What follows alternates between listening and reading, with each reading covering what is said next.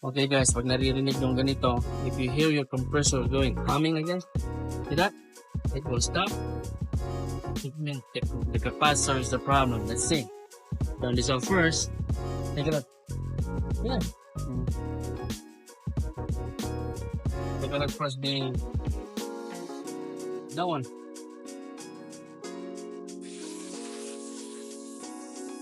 Metro farad.